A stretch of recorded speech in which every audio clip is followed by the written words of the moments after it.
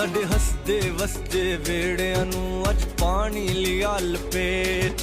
ਆ ਵੇਖ ਲੈ ਹਾਲ ਨਿਮਾਨਣੇ ਅੱਜ ਆ ਕੇ ਦੁੱਖ ਸਮੇਟ। ਇਹ ਪਾਣੀ ਛੱਲਾ ਮਾਰਦਾ ਸਾਡੇ ਡੁੱਬ ਗਏ ਸਾਰੇ ਖਾਬ।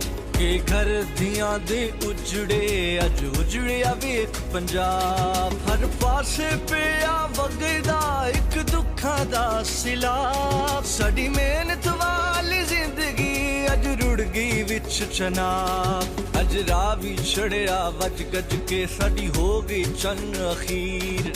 ਸਾਨੂੰ ਬਖਸ਼ ਦੇ ਸੋਹਣਿਆ ਮਾਲਕਾ ਅਸਾਂ ਪਾਣੀਆਂ ਦੇ ਅਸੀਰ। ਪਿਆ ਸਤਲੁਜ ਠਾਠਾ ਮਾਰਦਾ ਅੱਜ ਰੁਲ ਗਏ ਕਈ ਕਿਸਾਨ। ਅੱਜ ਦੇਸ਼ ਦੇ ਵਿੱਚ ਪਰਦੇਸ ਹੋਏ ਕਿਤਾ ਦੁੱਖਾਂ ਨੇ।